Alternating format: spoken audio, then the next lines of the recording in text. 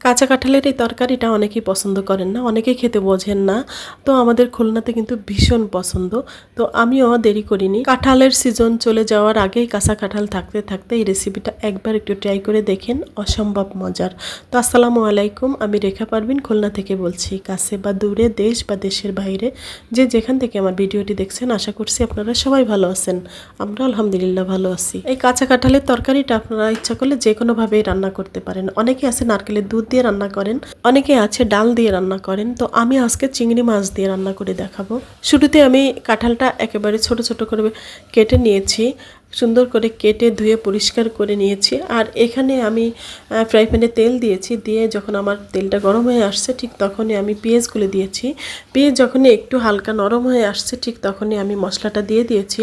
আমি আজকে কাঁচামরিচ দিয়েছি, কাঁচামরিচ দিয়ে আদা, রসুন, জিরা, ধনিয়া সব কিছু একসাথে দিয়ে তারপর হচ্ছে আমি ব্লেন্ড করে নিয়েছি। তারপর হচ্ছে মশলাটা আমি সুন্দর করে কষিয়ে তারপর হচ্ছে এখানে আমি হলুদ, লবণ, একটা তেজপাতা দিয়েছি।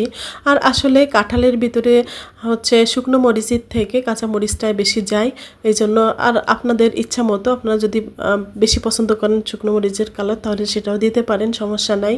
অনেকেই আছে হচ্ছে কাঁচা কাঁঠাল কেটে তারপর হচ্ছে সেদ্ধ করে পানিটা ফেলে দেয়। তো এক্ষেত্রে আমি দিব না, যেহেতু কাঁঠালটা আমার একেবারে বতি হয়ে গিয়েছে। তো এই জন্য যদি আমি সেদ্ধ করে ফেলে দিই তাহলে কিন্তু আমার যে কাঁঠালের একটা ফ্লেভার সেটাও থাকবে না, এই জন্য আমি সেটা করিনি। তো এখানে আমি কিছু বাগদা চিংড়ি দিয়েছি, দিয়ে আমি ভালো করে মাছটা কষিয়ে নিব। আর তেল উঠা অবধি আমি কষাতে থাকবো। অনেকে আছে মাংস দিয়েও রান্না করে, অনেকে আছে মাছ দিয়ে রান্না করে। তো যার যেটা পছন্দ, যার যেটা ভালো লাগে সে সেভাবেই করে।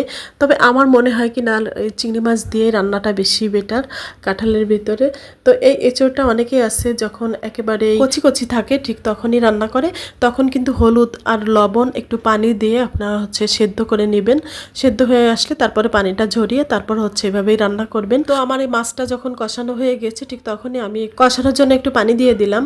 পানিটা ভালো করে কষিয়ে যখন আসবে, যখন একেবারে উপর থেকে তেল ফুটে আসবে, ততক্ষণ পর্যন্ত আমি নাড়তে থাকবো, নেড়ে চেড়ে একেবারে যখন তেল উপরে উঠে আসবে ঠিক তখনই আমার যে কাঁঠালগুলো ধুয়ে পরিষ্কার করে রেখেছি সেই কাঁঠালটা আমি দিয়ে দিব। দিয়ে তারপর হচ্ছে আমিও নেড়ে চেড়ে সুন্দর করে কষাতে থাকবো।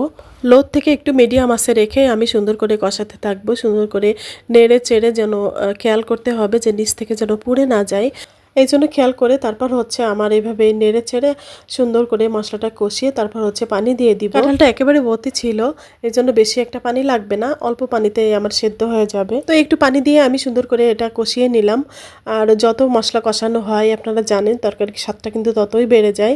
শুধু ঢেকে দিচ্ছি আর নেড়ে দিচ্ছি, এভাবেই আমি কষিয়ে নিলাম সম্পূর্ণটা। আমার যখন কষিয়ে একেবারে উপর থেকে তেল ফুটে ফুটে আসছে ঠিক তখনই আমি হচ্ছে ঝোলের পানি দিয়ে দিব।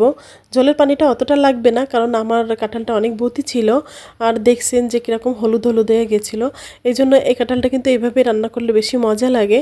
আর কাঁচা কাঁঠাল অনেকেই আছে মাংস দিয়ে রান্না করে, সেক্ষেত্রেও কিন্তু আপনারা পানিটা সেদ্ধ করে ফুটিয়ে তারপর হচ্ছে কাঁঠালটা নেবেন। কারণ একেবারে কাঁচা যেটা কাঁঠাল সেটা কিন্তু একটু কষ থাকে, যেটা হচ্ছে কালো কালো পানি বের হয়, তরকারি কালারটা কিন্তু চেঞ্জ হয়ে যায়, এই জন্য হচ্ছে ফুটিয়ে পানিটা ফেলে দিতে হয়। তো আমার এই ভিডিওটা যদি এতক্ষণ দেখে থাকেন আর এতটুকু যদি ভালো লেগে থাকে প্লিজ একটা লাইক দিতে ভুলবেন না। আর আপনি যদি আমার পেজে নতুন হয়ে থাকেন চাইলে আপনি আমার পেজটিকে ফলো দিয়ে রাখতে পারেন, আর সেটাও যদি অলরেডি করে থেকে থাকেন আপনাকে অসংখ্য ধন্যবাদ। আর উপর থেকে আমি একটু মশলার গুঁড়ি ছড়িয়ে দিচ্ছি, এখানে গরম মশলা, জিরা, ধনিয়া সব কিছু একসাথে গুঁড়ি করা আছে, তো এটা দিয়ে দিলাম।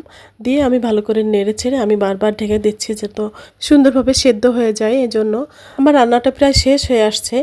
তো আমি আসলে ঝোলটা বেশি রাখবো না, একেবারে মাখা মাখা করে রাখবো। আর এভাবে একটু নেড়ে চেড়ে দিলে না, একটু ঘোটা ঘোটা হয়ে গেলে তারপরে হচ্ছে তরকারিটা সুন্দর একটু মিশে যাবে। অসম্ভব মজার ছিল এই কাঁচা কাঁঠালের এই তরকারিটা, মানে যেটা আসলে বলে বোঝাতে পারবো না। অসম্ভব মজার ছিল, দেখতে যেরকম লোভনীয় লাগছে আর খেতেও এতটা টেস্টি ছিল যেটা বোঝাতে পারবো না। তো সবাই ভালো থাকবেন, আমাদের জন্য দোয়া করবেন। আল্লাহ হাফেজ, আসসালামু আলাইকুম।